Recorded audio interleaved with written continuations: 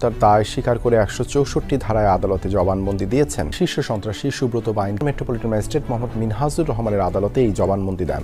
ঢাকার অপরাধ জগতের ত্রাস শীর্ষ সন্ত্রাসী সুব্রত বাইনকে ফাঁসির আদেশ দিয়েছেন আদালত। এই মুহূর্তে সেখানে ব্রিফিং চলছে, আমরা সরাসরি চলে যাচ্ছি সেখানে। বৃষ্টি, আপনি জানেন যে এই শীর্ষ সন্ত্রাসী সুব্রত বাইন সে মূলত আওয়ামী লীগ ও শেখ হাসিনার আদেশেই ডক্টর ইউনূস সহ অনেককেই হত্যা করার মিশনে নেমেছিল, কিন্তু ইতিমধ্যেই তাকে গ্রেফতার করা হয়েছে এবং যেই কারণে মূলত তাকে কিন্তু ফাঁসি দিয়ে দেওয়া হচ্ছে। ঢাকার অপরাধ জগতের ত্রাস শীর্ষ সন্ত্রাসী সুব্রত বাইনকে গ্রেফতার করেছে সেনাবাহিনী। এ সময় তার সঙ্গে থাকা সহযোগী মোল্লা মাসুদকেও গ্রেফতার করা হয়। হাসিনার নির্দেশে বিএনপি, জামায়াত ও এনসিপির শীর্ষ পর্যায়ের নেতাদের শেষ করার মিশনেই সাঙ্গপাঙ্গ নিয়ে দেশে ফিরেছিলেন সুব্রত বাইন। এমনকি সুযোগ পেলে ছেড়ে দিত না ডক্টর ইউনূসকেও। এসব তথ্য কারো বানানো নয়, রিমান্ডে জোর করে বলিয়ে নেওয়াও নয়। আদালতে বিচারককে জানিয়েছে স্বয়ং সুব্রত বাইন নিজেই। রাজধানী সহ সারা দেশে ভয়ঙ্কর এক রাজনৈতিক অস্থিরতা তৈরির পরিকল্পনা ছিল সুব্রত বাইন ও তার বাহিনীর। টার্গেট ছিল বিএনপি, জামায়াত ও এনসিপির শীর্ষ পর্যায়ের নেতারা। উদ্দেশ্য ছিল একাধিক টার্গেট কিলিং এর মাধ্যমে দেশে এমন এক সংকট তৈরি করা যার সুযোগে রাজনীতি নিয়ন্ত্রণে নেওয়া যাবে সহজেই। এই পরিকল্পনার নেপথ্যে ছিলেন নিষিদ্ধ আওয়ামী লীগের শীর্ষ পর্যায়ের কয়েকজন নেতা, যারা বাহিরে বসে পুরো মিশন পরিচালনা করছিলেন। হত্যার দায় স্বীকার করে ১৬৪ ধারায় আদালতে জবানবন্দি দিয়েছেন শীর্ষ সন্ত্রাসী সুব্রত। কেউ যদি নিজের দোষ নিজেই স্বীকার করে সে নিজেরই ফাঁসির দাবি করেন আদালতে, তাতে আইন অনুযায়ী কোনো প্রমাণের প্রয়োজন পড়ে না। কেননা এই শিশু সন্ত্রাসী সুব্রত বাইন সে ইতিপূর্বে শেখ হাসিনা এবং আওয়ামী লীগের নেতাদের সাথে বিভিন্ন রকমের হত্যালীলায় লিপ্ত ছিলেন। সেই কারণেই ইতিমধ্যে এই শিশু সন্ত্রাসী সে রিমান্ডে নিজের যেই সব অপকর্মের কথা স্বীকার করেছেন তা আপনারা শুনলে ইতিমধ্যেই অবাক হয়ে যাবেন। কেননা এই শিশু সন্ত্রাসী সে ইতিপূর্বে যেই সব অপকর্ম করেছেন তার কথা তো স্বীকার করেছেনই, এবং তার পাশাপাশি অন্য নেতাদের অপকর্মের কথাও স্বীকার করেছেন। হ্যাঁ দর্শক, আজকের ভিডিওতে দেখবেন সেই বিষয়। তার আগে ভিডিও অন করে যারা সাবস্ক্রাইব করেছেন তাদেরকে ধন্যবাদ, আর যারা এখনও সাবস্ক্রাইব করেন নাই তাদের কাছে অনুরোধ সাবস্ক্রাইব করে আজকে সম্পূর্ণ ভিডিও না টেনে একটা লাইক দিয়ে দেখতে থাকুন, তাহলে ভিডিওর মূল রহস্য বুঝতে পারবেন। তো দর্শক চলুন কথা না বাড়ি আজকে সম্পূর্ণ ভিডিও আমরা না টেনে একটা লাইক দিয়ে দেখে আসি। বেরিয়ে এলো এবার আদালতের ভেতরের দৃশ্য। রিমান্ডের ভয়ে এজলাসেই ফাঁস করে দিল সকল গোপন তথ্য। হাসিনার নির্দেশে বিএনপি, জামায়াত ও এনসিপির শীর্ষ পর্যায়ের নেতাদের শেষ করার মিশনেই সাঙ্গপাঙ্গ নিয়ে দেশে ফিরেছিলেন সুব্রত বাইন। এমনকি সুযোগ পেলে ছেড়ে দিত না ডক্টর ইউনূসকেও। এসব তথ্য কারো বানানো নয়, রিমান্ডে জোর করে বলিয়ে নেওয়াও নয়। আদালতে বিচারককে জানিয়েছে স্বয়ং সুব্রত বাইন নিজেই। কি জানালো সে? আরও বিস্তারিত জানতে ভিডিওটি দেখতে থাকুন শেষ পর্যন্ত। প্রায় ১.৫ বছর আগে শীর্ষ সন্ত্রাসী সুব্রত বাইনকে বাংলাদেশে পাঠানো হয়। রাজনৈতিক গুপ্ত হত্যার উদ্দেশ্যে তাকে তৈরি করা হচ্ছিল। গ্রেপ্তার সুব্রত বাইন সম্পর্কে এমন তথ্য দিয়েছেন অনুসন্ধান সাংবাদিক জুলকারনাইন শায়ের। নিজের ভেরিফাইড ফেসবুক পেজে এক পোস্টে এসব তথ্য জানান তিনি। ওই পোস্টের সঙ্গে একটি ভিডিও দিয়েছেন তিনি, যাতে দেখা যায় গ্রেপ্তারের পর সুব্রত বাইন নিজে বাংলাদেশে আসার কারণ জানাচ্ছেন। সুব্রত সাংবাদিকদের বলেন, সত্য কথা লিখবেন, যা তাই লিখবেন না। আমারও তো পরিবার আছে, কিন্তু আমি ১৯৮৭ সাল থেকে কোনো প্রতিবাদ করিনি। সাংবাদিকরা এত খবর রাখেন, ২.৫ বছর আগে আমায় আয়না ঘরে রাখে সেই খবর নাই। ২০২২ সালে হ্যান্ডকাপ পরিয়ে তাকে দেশে ফিরে এসে আয়নাঘরে রাখা হয় জানিয়ে বলেন সেখানে রড দিয়ে পিটিয়েছে।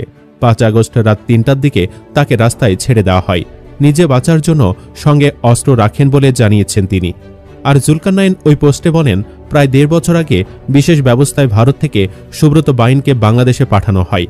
উদ্দেশ্য ছিল টার্গেটেড রাজনৈতিক গুপ্ত হত্যার উদ্দেশ্যে ভিন্ন পরিচয়ে যুক্তরাজ্যে পাঠানোর। তৈরিও করা হচ্ছিল সেভাবে।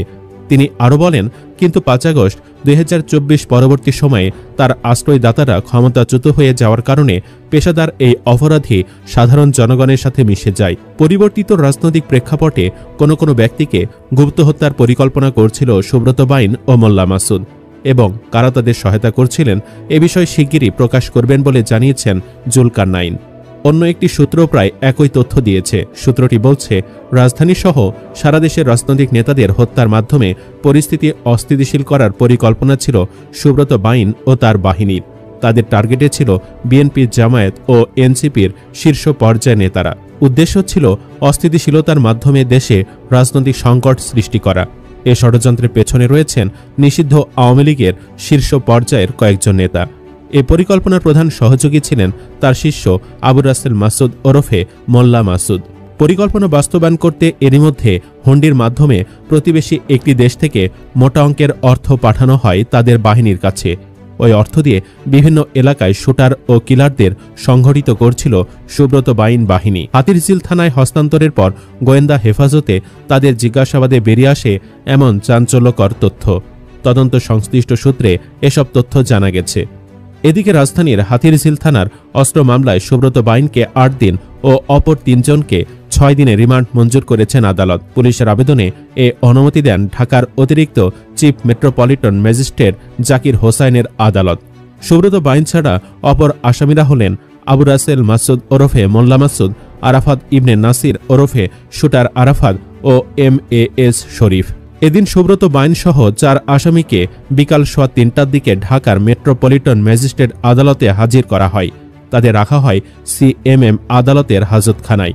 বেলা ৩টা ৪২ কঠোর পুলিশ প্রহরায় তাদের আদালতের কাঠগড়ায় নেওয়া হয়। রিমান্ড শুনানি শুরুর আগে মূলত আদালতে সাংবাদিকদের ওই কথাগুলো বলেছিলেন সুব্রত।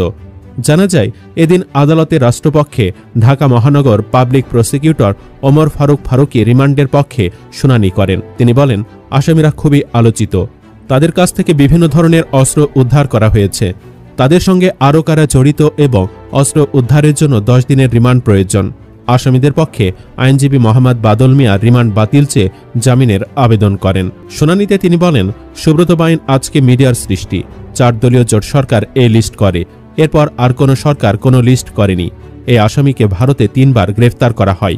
গত 5 আগস্ট রাজনৈতিক পট পরিবর্তনের পর 6 তারিখে নরসিংদীর ভুলতা এলাকায় ফেলে রেখে চলে যায়। আর সুব্রত বাইন ও মোল্লা মাসুদের কাছ থেকে প্রাথমিকভাবে কি তথ্য পাওয়া গেল জানতে চাইলে গোয়েন্দা পুলিশের রমনা জোনের অতিরিক্ত উপ পুলিশ কমিশনার মোহাম্মদ ইলিয়াস কবির বলেন, জিজ্ঞাসাবাদে তাদের কাছ থেকে রোমহর্ষক তথ্য পাওয়া গেছে। অস্ত্র, গুলি ও টাকার উৎস জানার চেষ্টা চলছে। এলাকা ভিত্তিক তাদের সদস্যদের সম্পর্কে একটা ধারণা পাওয়া গেছে। ওই সব তথ্য যাচাই বাছাই করা হচ্ছে। নাম প্রকাশ না করার শর্তে একাধিক গোয়েন্দা কর্মকর্তা জানান, গোয়েন্দা কার্যালয়ে তাদের নেওয়ার পর 4 জনকে আলাদা করে ফেলা হয়। প্রথমে শুটার আরাফাত ও শরীফকে জিজ্ঞাসাবাদ শুরু করা হয়। এক পর্যায়ে তাদের কাছ থেকে অস্ত্র ও গুলির বিষয়ে তথ্য বেরিয়ে আসে। অস্ত্র ও গুলি সীমান্ত থেকে সংগ্রহের পর তারা আরাফাত ও শরীফের কাছে পাঠিয়ে দেয়। ওই অস্ত্রগুলো মগবাজার, শাহবাগ, গুলশান ও বাড্ডা এলাকার সন্ত্রাসীদের হাতে পৌঁছে দেওয়ার পরিকল্পনা ছিল। ওই সন্ত্রাসীরা 5 আগস্টের পর সুব্রত বাইন ও মাসুদের দলে যোগ দেয়। এলাকাভিত্তিক ওইসব সন্ত্রাসীর তালিকা অনেক বড়, তবে তাদের নাম পুলিশের খাতায় নেই। তারা সবাই উঠতি বয়সী এবং এলিট শ্রেণীর বলে গোয়েন্দা কর্মকর্তারা জানান। অপরদিকে শুটার আরাফাত ও শরীফের কাছ থেকে তথ্য পাওয়ার পর গোয়েন্দারা বাইন ও মাসুদের মুখোমুখি হন। গোয়েন্দার জিজ্ঞাসাবাদে দেশকে অস্থিতিশীল করার মিশনে নেমেছিল বলে জানান তারা। টার্গেট কিলিংয়ের পর ক্ষমতার দ্বন্দ্বে এক দলের নেতাকে অন্য দলের নেতারা খুন করেছে বলে তা প্রচার করারও পরিকল্পনা ছিল তাদের। টার্গেটকৃত 3 দলের ভেতর রাজনৈতিক দূরত্ব তৈরি হলে আওয়ামী লীগ সুবিধাজনক অবস্থানে চলে আসবে বলে তাদের ধারণা ছিল। আর এজন্য প্রতিবেশী একটি দেশে অবস্থানরত আওয়ামী লীগের শীর্ষ পর্যায়ের নেতাদের সঙ্গে তাদের নিয়মিত যোগাযোগ ছিল। অস্ত্র, গুলি ও ক্যাডারদের জন্য টাকাও পাঠাতো ওই নেতারা। হুন্ডির মাধ্যমে টাকা তাদের কাছে পৌঁছে দেওয়া হতো। হুন্ডির টাকা বেশিরভাগই লেনদেন হয় যশোর, কুষ্টিয়া ও ঝিনাইদহ সীমান্তে। এজন্য তারা কুষ্টিয়ায় আস্তানা গেড়েছিল বলেও গোয়েন্দারা জানান। কুষ্টিয়া থেকে তারা ঢাকায় বেশ কিছু অস্ত্র তাদের ক্যাডারদের কাছে পাঠিয়েছেন বলেও স্বীকার করেন। ওইসব ক্যাডারদের তালিকা ধরে অস্ত্র উদ্ধার ও গ্রেফতারে ডিবির একাধিক টিম কাজ করছে। বিএনপির সমর্থক হয়েও কেন আওয়ামী লীগের মিশনে নেমেছিলেন গোয়েন্দাদের এমন প্রশ্নে সুব্রত বাইন জানান, 2001 সালে বিএনপি ক্ষমতায় আসার পর 23 শীর্ষ সন্ত্রাসীর তালিকায় তার নাম প্রথম দিকে রাখা হয়। এ কারণে তিনি দেশ ছাড়তে বাধ্য হন। পরে বিএনপির সঙ্গে দফায় দফায় যোগাযোগ করেও তিনি দেশে ফিরতে পারেননি। তার ঘনিষ্ঠজনরাও ছিল বিপদে।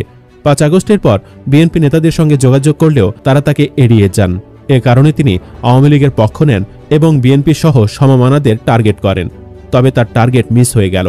27 মে সেনাবাহিনীর বিশেষ অভিযানে কুষ্টিয়া শহরের একটি ছাত্রাবাস থেকে অস্ত্রসহ তাকে আটক করা হয়। 90-এর দশকে ঢাকার 7 স্টার বাহিনীর প্রধান হিসেবে সুব্রত অপরাধ জগতে পরিচিত হন। দরপত্র নিয়ন্ত্রণ, চাঁদাবাজি ও একাধিক খুনের মামলায় তার নাম উঠে আসে। 1991 সালে ছাত্রলীগ নেতা মোরাদ হত্যায় যাবজ্জীবন সাজা পেলেও তিনি বারবার জামিনে বেরিয়ে অপরাধে জড়ান। জেল জীবন, প্রেম বিয়ের নাটকীয়তা এবং কলকাতায় পালিয়ে যাওয়া সব মিলিয়ে সুব্রতের জীবন সিনেমাকেও হার মানায়। ভারতে একাধিকবার গ্রেফতার হয়ে পালিয়ে যান, পরে আবার আটক হন। কলকাতা থেকে ঢাকার অপরাধ জগৎ নিয়ন্ত্রণ করতেন বলে অভিযোগ রয়েছে। সুব্রত বাইনকে দিয়ে মারাত্মক পরিকল্পনার কথা আগেও শুনেছিলাম। কি ভয়ঙ্কর কথা! এত বড় একটা সন্ত্রাসীকে দেশে নিয়ে এসে ভিন্ন পরিচয় তাকে দিয়ে গুপ্ত হত্যা করানোর জন্য প্রস্তুত করা হচ্ছিল। রাজধানী সহ সারা দেশে ভয়ঙ্কর এক রাজনৈতিক অস্থিরতা তৈরির পরিকল্পনা ছিল সুব্রত বাইন ও তার বাহিনীর। টার্গেট ছিল বিএনপি, জামায়াত ও এনসিপির শীর্ষ পর্যায়ের নেতারা। উদ্দেশ্য ছিল একাধিক টার্গেট কিলিং এর মাধ্যমে দেশে এমন এক সংকট তৈরি করা যার সুযোগে রাজনীতি নিয়ন্ত্রণে নেওয়া যাবে সহজেই। এই পরিকল্পনার নেপথ্যে ছিলেন নিষিদ্ধ আওয়ামী লীগের শীর্ষ পর্যায়ের কয়েকজন নেতা, যারা বাহিরে বসে পুরো মিশন পরিচালনা করছিলেন। এই মিশনের অন্যতম প্রধান সহযোগী ছিলেন সুব্রতের শিষ্য আবু রাসেল মাসুদ ওরফে মোল্লা মাসুদ। গোয়েন্দা হেফাজতে নেওয়ার পর জিজ্ঞাসাবাদে উঠে এসেছে চাঞ্চল্যকর সব তথ্য। জানা গেছে হুন্ডির মাধ্যমে প্রতিবেশী একটি দেশ থেকে মোটা অঙ্কের অর্থ পাঠানো হয়েছিল তাদের কাছে। সেই অর্থেই সংগঠিত করা হয় শুটার ও কিলারদের একটি ভয়ঙ্কর বাহিনী। গোপন আস্তানা গড়া হয় কুষ্টিয়ায়। সেখান থেকেই ঢাকায় পাঠানো হয় শত শত অস্ত্র ও ক্যাডার। গোয়েন্দা পুলিশ জানায়, মগবাজার, শাহবাগ, গুলশান ও বাড্ডার মতো এলাকাগুলোকে টার্গেট করে এই অস্ত্র সরবরাহের পরিকল্পনা ছিল। উদ্দেশ্য ছিল রাজনৈতিক হত্যাকাণ্ড ঘটিয়ে পরিস্থিতিকে এমনভাবে উপস্থাপন করা যেন মনে হয় এক দলের নেতারা আরেক দলের নেতাকে খুন করছে।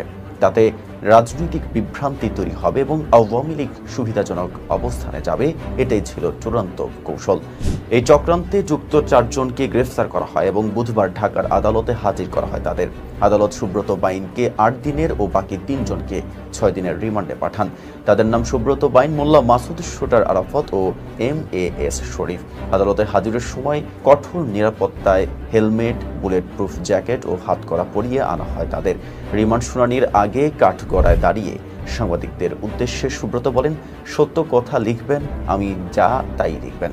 আমারও তো পরিবার আছে। 1987 সাল থেকে কোনো প্রতিবাদ করিনি। সাংবাদিকরা এত কিছু জানেন। 2.5 বছর আগে আমায় আয়না ঘরে রাখে, সেটা জানেন না। তিনি জানান, 2022 সালে তাকে দেশে ফিরিয়ে আনা হলে আয়না ঘরে নিয়ে রড দিয়ে পেটানো হয়। পরে 5 আগস্ট গভীর রাতে রাস্তায় ফেলে দেওয়া হয়। তিনি বলেন, নিজেকে বাঁচাতেই সঙ্গে অস্ত্র রাখি। কে মোটায়? রাষ্ট্রপক্ষে রিমান্ডের পক্ষে শুনানি করেন ঢাকার মহানগর পাবলিক প্রসিকিউটর ওমর ফারুকী। তিনি বলেন, তাদের কাছ থেকে বিভিন্ন ধরনের অস্ত্র উদ্ধার করা হয়েছে। আরও তথ্য জানার জন্য রিমান্ড প্রয়োজন। অন্যদিকে আসামি পক্ষের আইনজীবী মোহাম্মদ বাদল মিয়ার রিমান্ড বাতিল ও জামিনের আবেদন করেন। আদালতে সুব্রত বাইন অনুরোধ করেন যেন তার নাম আজ কাজা না হয়। তদন্ত সংশ্লিষ্ট কর্মকর্তারা জানিয়েছেন, প্রাথমিক জিজ্ঞাসাবাদে 4 জনকেই আলাদা করে জেরা করা হয়। ধন্যবাদ এতক্ষণ সাথে থাকার জন্য। প্রিয় দর্শক শ্রোতারা, এরকম নিত্য নতুন আপডেট নিউজ পেতে আমাদের সাথে থাকবেন। এবং আজকের ভিডিও এই পর্যন্ত। নতুন কোনো ভিডিও কথা হবে নতুন কোনো বিষয় নিয়ে। ততক্ষণ ভালো থাকবেন, সাথে থাকবেন। আসসালামু আলাইকুম, আল্লাহ হাফেজ।